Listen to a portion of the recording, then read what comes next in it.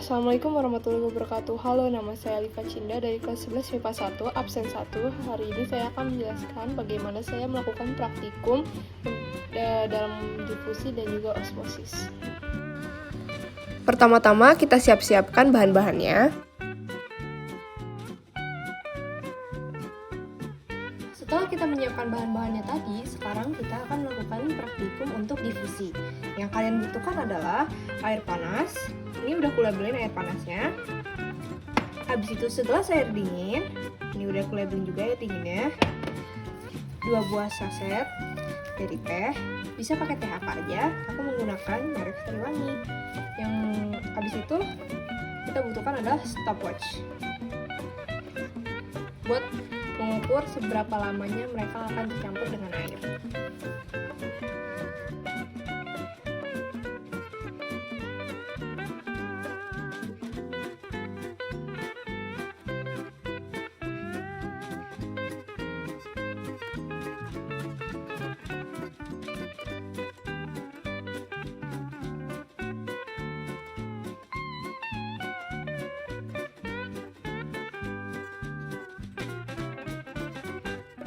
Kan tadi kita sudah melihat prosesnya bagaimana setelah 4 menit perbedaan di antara teh celup yang dicelupkan kepada air panas dan juga kepada air dingin. Nah, ini termasuk ke dalam proses difusi karena ini proses penyebaran sel dari konsentrasi yang tinggi ke konsentrasi yang rendah, alias dari teh ke air. Nah, dan dalam proses difusi juga dipengaruhi oleh suhu. Maka dari itu, jika suhunya semakin tinggi, maka proses difusinya akan lebih cepat terjalin.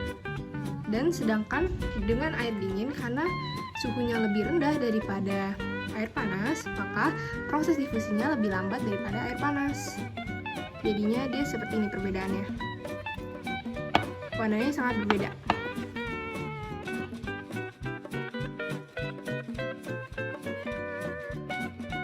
Nah, pada kali ini saya akan melakukan percobaan osmosis.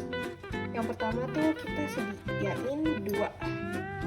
Ini sama takarannya 150 ml sama yang ini juga 150 ml. Habis itu yang kedua kita butuhkan adalah ini. Ini adalah buah-buahan, kalian bisa pakai buah-buahan apa aja. Dan sebelumnya aku potong-potong dan aku ukur, jadi semuanya itu panjangnya sama, yaitu 5 cm. Nah, habis itu yang kita gunakan adalah penggaris. Penggaris ini digunakan untuk mengukur setelah kita celupin kedua ini tuh adakah perbedaan dari besar buahnya. Nah, habis itu yang kita bakal dimasukin ke salah satu cangkir ini adalah garam. Pertama, dalam percobaan ini kita masukkan garam. Saya menggunakan 2 sendok garam. Dan di sini saya akan diamkan, biarin aja dia sebagai air biasa.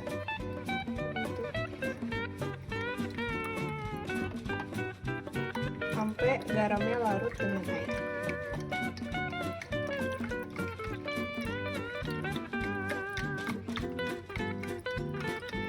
Oh iya, jangan lupa juga kita sediakan stopwatch seperti tadi untuk mengukur berapa lamanya buah ini di dalam kedua larutan ini.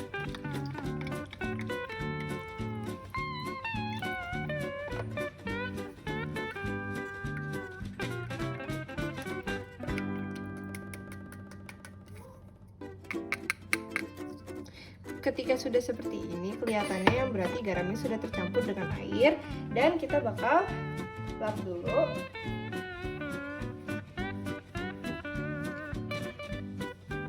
Kemudian membagi nasi.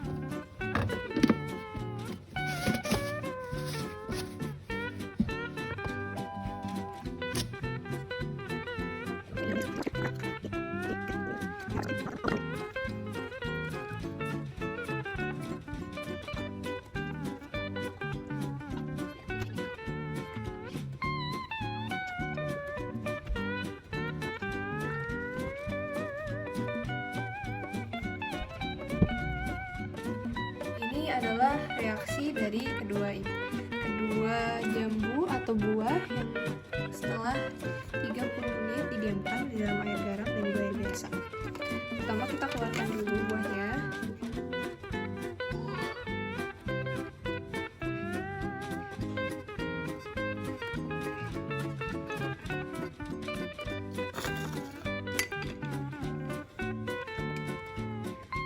Dan kita bandingkan teksturnya. Untuk jambu yang berada di air garam, teksturnya menjadi lebih lembek dan menjadi lebih fleksibel dibanding sebelumnya. Sedangkan ini yang dicelupkan ke air biasa, itu teksturnya masih sama saja seperti yang tadi dan masih kaku. Sedangkan yang ini kita bisa bandingkan, ini lebih lembek dari yang biasa. Nah, sekarang kita akan mengukurnya. Apakah ada perbedaannya?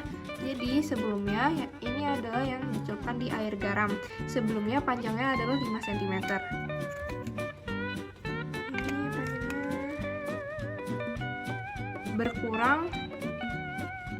berkurang sekitar setengah senti menjadi 4,5 cm.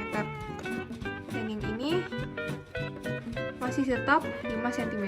Ini yang ada pada air biasa. Masih tetap 5 cm. Kenapa demikian? Kenapa jambunya menjadi lebih fleksibel dan dia ukurannya mengecil dari sebelumnya pada air garam? Karena si jambu ini hipotonis, jadinya air yang di dalam jambu ini akan keluar, dan maka dari itu jambu yang di sini tuh lebih mengecil dan teksturnya sekarang lebih lembek dari sebelumnya. Sedangkan yang biasa, karena dia berada di daerah yang normal, maka sel-selnya tetap normal dan sifatnya masih sama seperti sebelumnya. Terima kasih sudah mendengarkan penjelasan dari praktikum ini, semoga bisa membantu.